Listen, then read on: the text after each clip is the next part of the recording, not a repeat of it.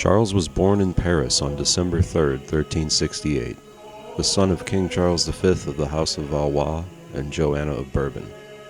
As the eldest son of the king, Charles was heir to the French throne and held the title Dauphin of France.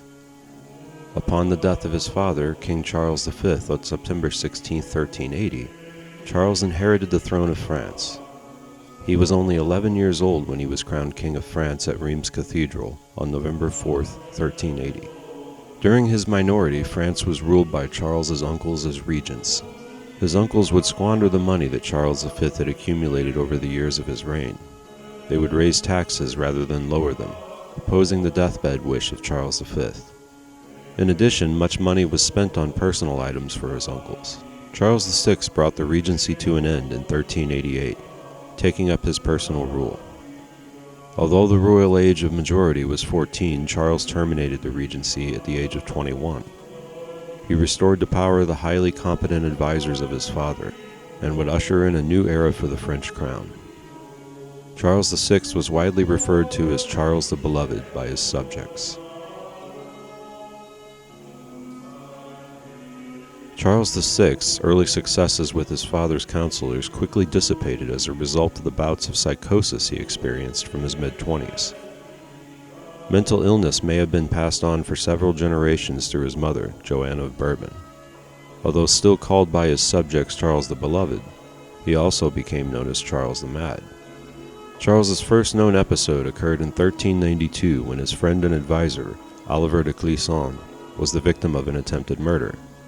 Although Clisson survived, Charles was determined to punish the would-be assassin Pierre de Craon, who had taken refuge in Brittany.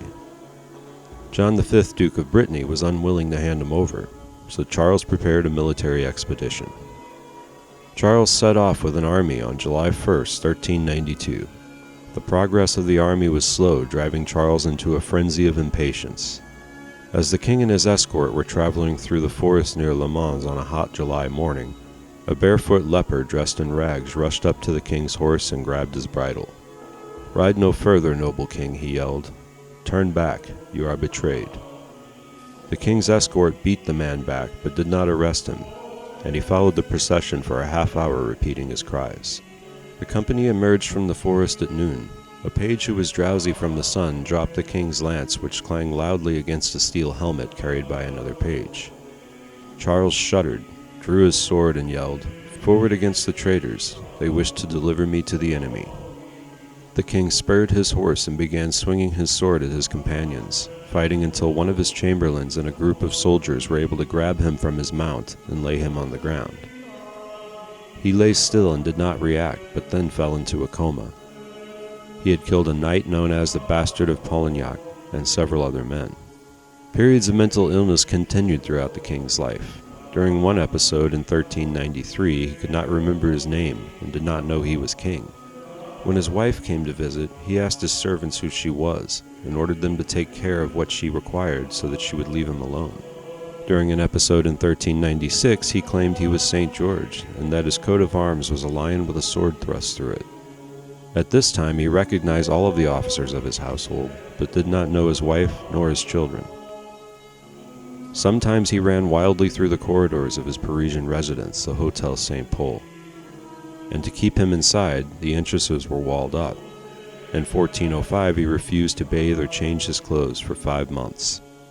Pope Pius II wrote in his commentaries that there were times when Charles thought that he was made of glass, and thus tried to protect himself in various ways so that he would not break. He reportedly had iron rods sewn into his clothes so that he would not shatter if he came into contact with another person. On January 29, 1393, a masked ball, which would later become known as the Ball of the Burning Men, had been organized by Isabeau of Bavaria to celebrate the wedding of one of her ladies-in-waiting. The king and 4 other lords were dressed in costumes of linen cloth sewn onto their bodies and soaked in resinous wax or pitch to hold a covering of frazzled hemp, so that they appeared shaggy and hairy from head to foot.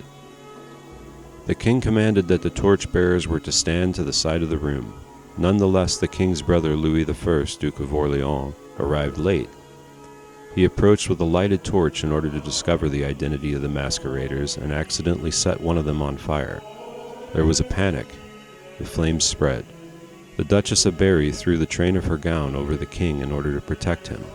Several knights who tried to put out the flames were severely burned, and 4 of the wild men died.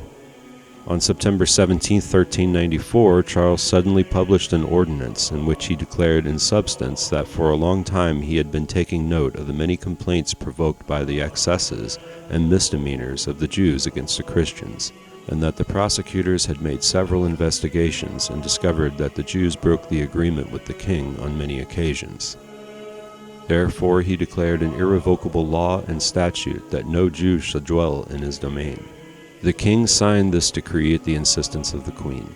The decree was not immediately enforced, a respite granted to the Jews in order that they have enough time to sell their property and pay their debts. The king then released all Christians from their debts.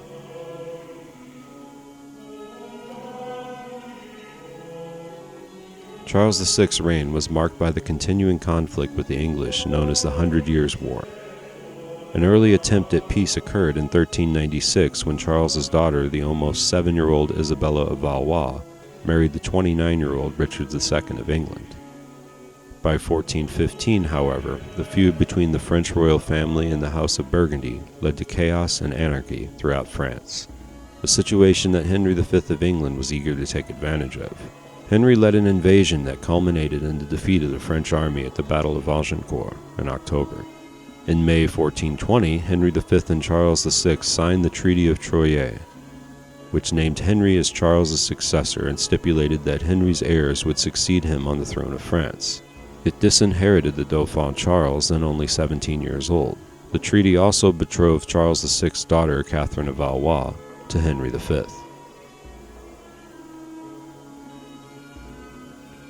Charles VI died on October 21, 1422 in Paris at the Hotel St. Paul. He was interred in St. Denis Basilica. Henry V died a few weeks before him in August 1422, leaving an infant son who became Henry VI of England. Therefore, according to the treaty, with the death of Charles VI, little Henry became King of France. His coronation as such was in Paris at the Cathedral of Notre Dame on December 26, 1431. The son disinherited by Charles VI, the Dauphin Charles, continued to fight to regain his kingdom. In 1429, Joan of Arc arrived on the scene.